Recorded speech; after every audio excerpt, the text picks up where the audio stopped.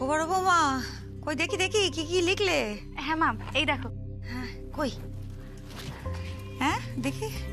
হ্যাঁ বাবা, সবই তো লিখেছো দেখছি। বরণডালা, এই তো দিদি এসে পড়েছি আমি।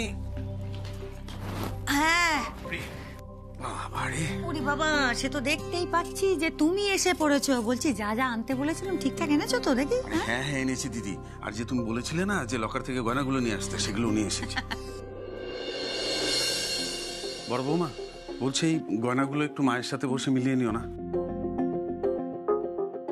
ওমা, মেলানোর আবার কি আছে? ও তো আমার শ্যামার গয়না, যেরম ভাবে ফেলে গিয়েছিল ঠিক সেইভাবে আমি তুলে রেখে দিয়েছিলাম, ব্যাস।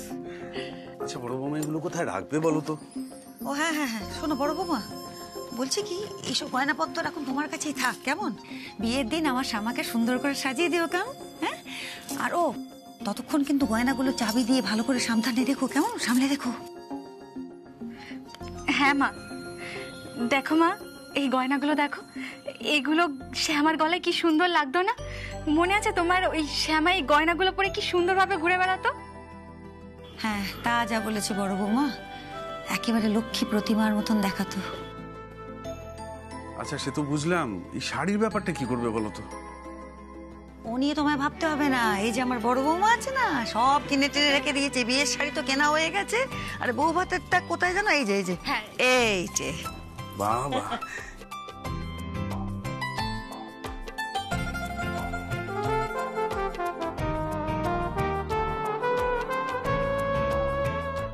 এই শাড়ি আর গয়নাগুলো পরলে আমাদের শ্যামা মাকে সাক্ষাৎ লক্ষ্মী প্রতিমার মতো লাগবে, বলো দিদি?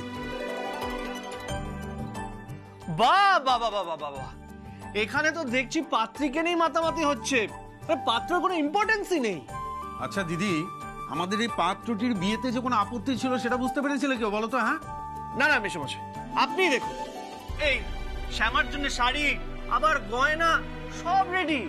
আর আমারও তো বিয়ে, আমি কি পরে বিয়ে করব? Shirt pant? না মা, তুমিই বলো, শার্ট প্যান্ট পরে বিয়ে করবো আমি? না না না, সে তো খুবই অন্যায় কথা, তাই না? সত্যিই তো, শার্ট প্যান্ট পরে কেন বিয়ে করতে যাবি? ওরে একটা কথা বলি কি মা? তুমি যে এখন 18 বছর বয়সী একটা মেয়ের বাপ, তোমার কি সব মানায় পোশাক নিয়ে বিয়ের সময় বায়নাক্কা? কেন গো? হ্যাঁ, ছেলে আমার কি ভুলে গেছে বাড়িতে লজ্জাটা ফেলে দিয়ে এসছে? না না মা, তুমি আমার কথাটা আগে শোনো। না না, কি কথা? দেখো, বাড়িতে বিয়ে, তাহলে শুধু একজন কেন সাজগোজ করবে? মানে আমারও তো সাজগোজ করতে ইচ্ছে হয়। মা না না, বোঝার চেষ্টা করো মা, শ্যামার শাড়ি গয়না পরে সুন্দর লাগবে, আর আমি শার্ট প্যান্ট পরে কাকতারুয়ার মতো লাগবো কেন মা? হ্যাঁ, ও মা, কোন অনামুখে বলেছে? আমার এমন রাজপুত্রের মতন ছেলে নাকি কাকতারুয়া? কোন অনামুখে বলেছে? চল চল। দাঁড়াও দাঁড়াও দাঁড়াও, নিখিল বাবু তুমি একদম চিন্তা করো না, তোমার জন্য আমি নিজে গিয়ে ধুতি পাঞ্জাবি অর্ডার দিয়ে এসেছি। অরুণ নিজেই নিয়ে আসছে সেগুলো। মেশামশাই, আপনি আমার কষ্টটা বুঝলেন, আর এদিকে আমার প্রিয় মা বড় বৌদি যে এখনো গয়না দেখে যাচ্ছে, তারা তো পাত্রীকে নিয়ে আদিক্ষেতা করে যাচ্ছে। ও বড় বৌমা, এক বাটি তেল দাও তো, ছেলেকে আমার চান করে আনি। কচি ছেলে, আচ্ছা আচ্ছা আচ্ছা, অনেক হাসি মস্করা হয়েছে। আচ্ছা দিদি, বলছিলাম যে কালকে থেকে কিন্তু বাড়িতে বিহান বসছে, জামাই দাদা আমাকে সেরকমই বলে দিয়েছেন। কাল? ও বাবা, সে তো অনেক দেরি হয়ে যাবে গো। বলছি যে আজই ভেনের ব্যবস্থা করলে হতো না? তাতে তোমার জামাই দাদা আরো একটু নিচে উঠতে।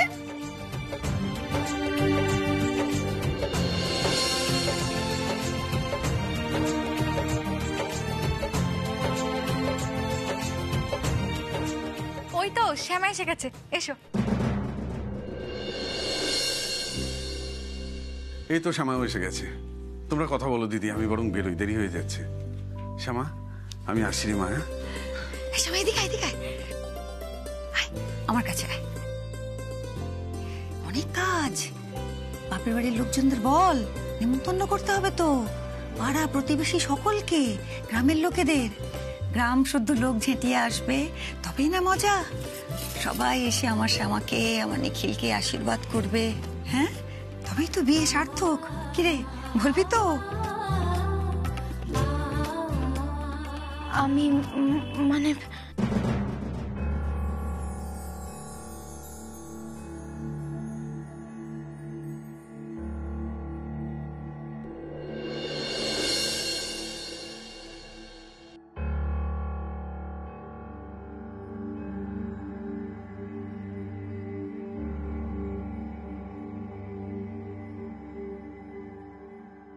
নিখিল, আমি আমি বৌদিকে ডেকে আনছি। বৌদি, বৌদি, একটু তাড়াতাড়ি এসো।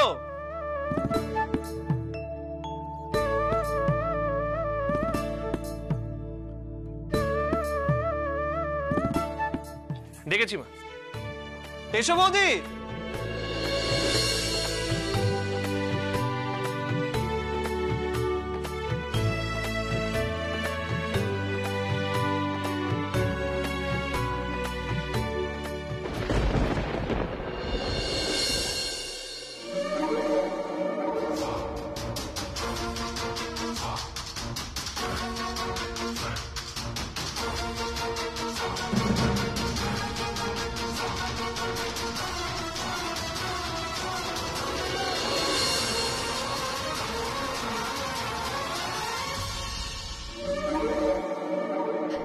জামাই, ডাকছিলে আমাকে? হ্যাঁ মা, তোমার সাথে একটু কথা বলবেন। মা। ও পার্বতী, দাঁড়াও দাঁড়াও, তোর সাথে কথা আছে। বলছি যে হাতে তো আমাদের বেশি সময় নেই, তো আমাদের নেমন্তন্নটা এবার সেরে ফেলতে হবে তো। আর সে তো তোমাদেরই দায়িত্ব, সারা গ্রামের লোকেদের নেমন্তন্ন করতে হবে। আমার বাপু খুব ভালো লাগে, সারা গ্রামের লোক এসে আনন্দ করবে, হই হই করবে। আর আমার শ্যামা নিখিলের বিয়ে বলে কথা, সবাইকে নেমন্তন্ন করা চাই। মাসিমা, হ্যাঁ। আপনি কোনো চিন্তা করবেন না, আমি গেরাম শুদ্ধ সবাইকে নেমন্তন্ন করে দেব। গায়ের লোকেদের আর কি, ওরা তো হচ্ছে ঝাঁকের কই, সব দল বেঁধে আসবে, গান্ডে পিণ্ডে গিলবে, আর বাড়ি ফিরে গিয়ে নিন্দে মন্দ করবে। অবশ্য ওরা যা কথা বলছে, আমাদের তো পাড়ায় কান পাতা দায় হয়ে দাঁড়িয়েছে।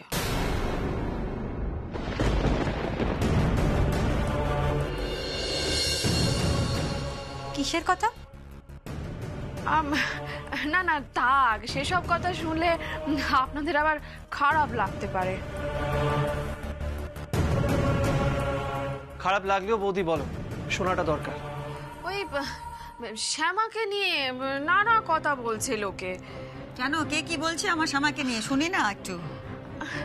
লোকে যে সমস্ত কথা বলে যায়, সেই সমস্ত কথা। এই যেমন ধরুন না, 18 বছর আমাদের শ্যামা কোথায় ছিল, তারপর সেখানে কি করছিল।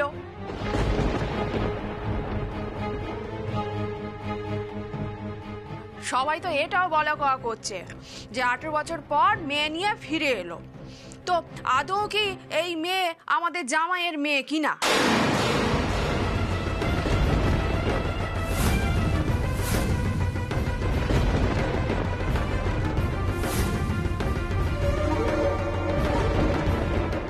কি এইসবের মানে কি?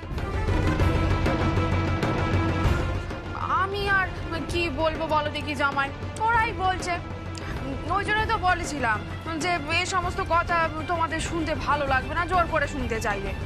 তবে হ্যাঁ জামাই, সবাই কিন্তু তোমাদের নামে খুব প্রশংসা করছিল, বলছিল তো যে শ্বশুর বাড়ি খুব ভালো, তা না হলে এই মেয়েকে কি আর মেনে নেয়? আচ্ছা, এই সমস্ত কথা বললো আর তুমি দাঁড়িয়ে দাঁড়িয়ে চুপচাপ শুনলে কেন? আসার পর থেকে তো দেখছি গলার খুব জোর, খুব দাপট।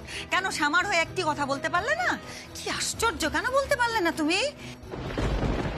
কেন বলতে পারোনি যে আমার শ্যামা এতগুলো বছর খুব কষ্টে কাটিয়েছে? আমার শ্যামা বেনারসে ছিল, সেখানে স্বয়ং কিষেনজির ছত্রছায়ায় সাত্ত্বিক জীবন কাটিয়েছে।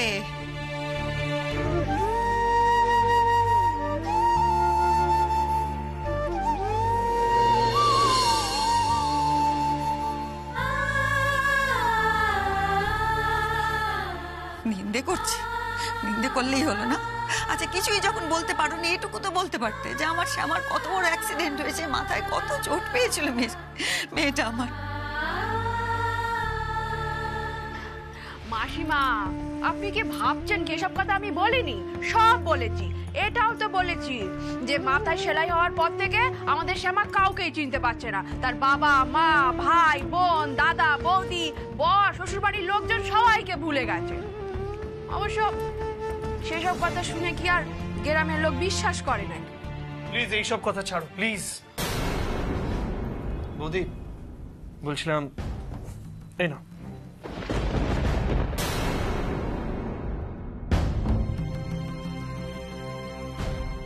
এই টাকাটা রাখো।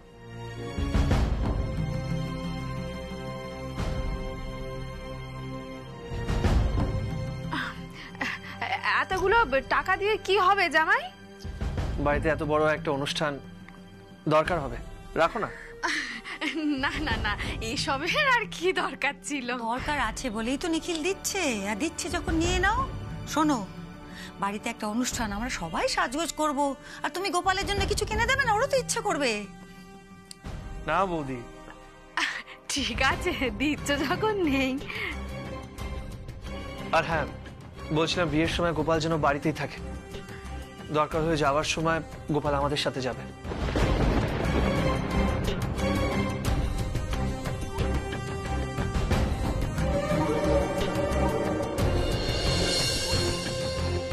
আর এই যে পার্বতী,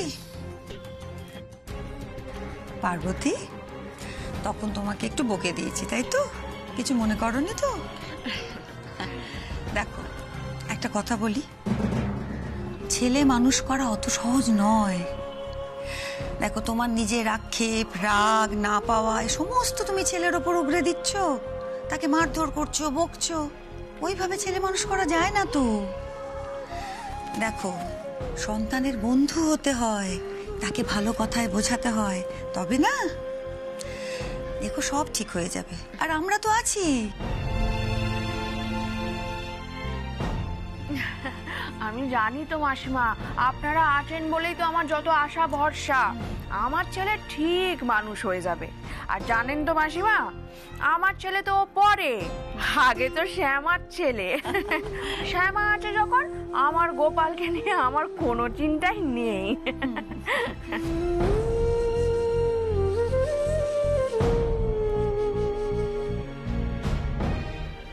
ঠাম্মি,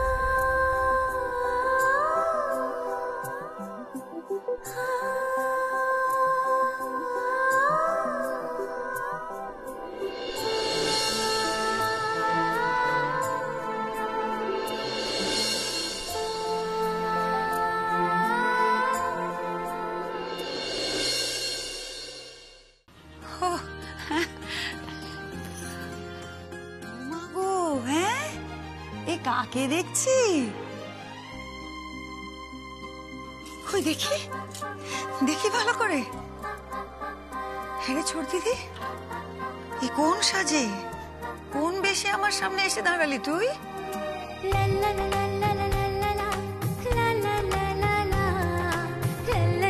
তুই আমাদের কৃষ্ণা? না, তুই আমার 18 বছর আগের হারিয়ে যাওয়া শ্যামা।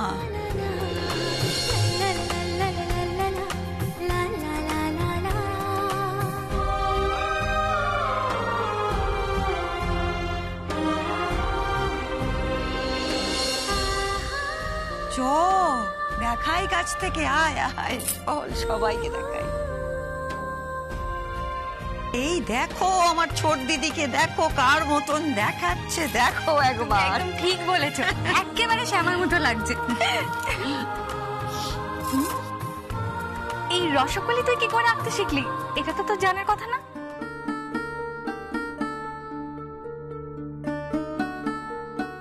রসগোল্লা কি গো বড় মা? দেখো কাণ্ড, কীর্তনিয়া বংশের নাতনি হয়ে রসগোল্লা কাকে বলে জানে না। আহা পার্বতী, ওরম ভাবে বলছো কেন? ওর তো জানার কথা নয়।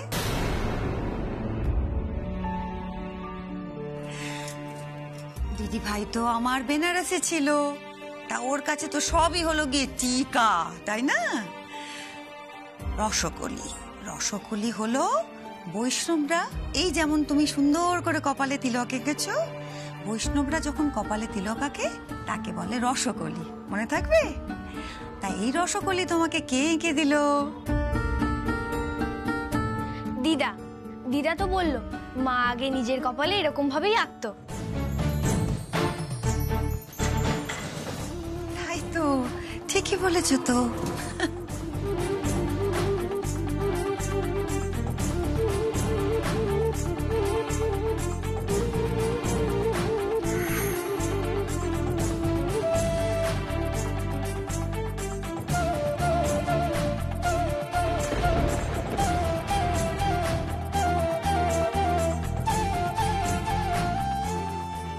শ্যামা, শ্যামা, তোমার কিছু মনে পড়ছে নিজের মেয়েকে দেখে? দেখো তুমি, এরকম সাজেই তোমাকে আমি প্রথমবার দেখেছিলাম শ্যামা।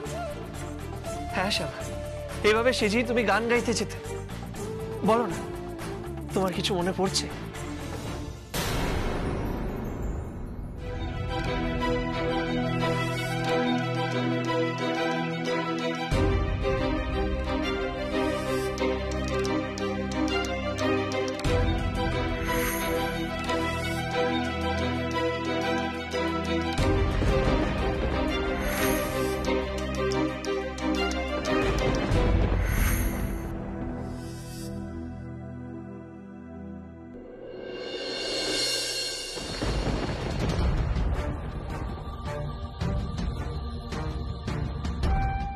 শ্যামা,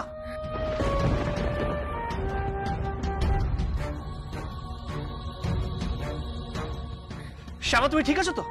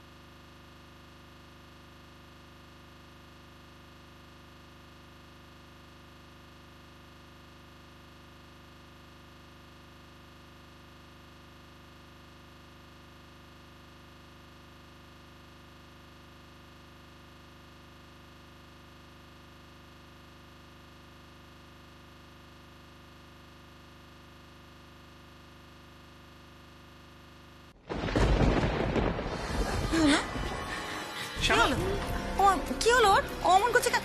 কোথায় চলে গেল দেখ তো একটু নিখিল। আচ্ছা মাসিমা, আপনারা এখানে দাঁড়ান, আমি গিয়ে দেখছি। কিছুই তো আবার ওর মনে নেই, কোথায় যেতে কোথায় চলে যাবে। শ্যামা, বলে এই শ্যামা দাঁড়া। এখন শ্যামার কাছে যেতে হবে না, বোঝার চেষ্টা কর। জোর করলে শ্যামার কিছু মনে পড়বে না। একা থাকতে চাইছে, তোর মাকে একটু একা থাকতে দে। তাহলে এখানে এসে ও মার কিচ্ছু মনে পড়বে না? চেষ্টা করব। এখনো একটা মুখ্য অস্ত্র প্রয়োগ করা বাকি, ওটা প্রয়োগ করলে আমার মনে হয় কাজ হয়ে যাবে। হ্যাঁ রে নিখিল, কি ভাবছিস তুই? কোন অস্ত্রের কথা ভাবছিস? এখনই বলবো না মা। বিয়ের দিনও যদি শ্যামার সবকিছু মনে না পড়ে, তাহলে এই মুখ্য অস্ত্র প্রয়োগ করব। আই এম শিওর এই পরিস্থিতিতে পড়লে শ্যামার সবকিছু মনে পড়তে বাধ্য।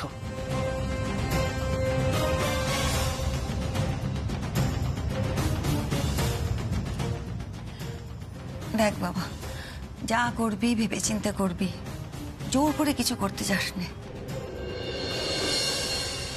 ঈশ্বরের ওপর ভরসা রাখ।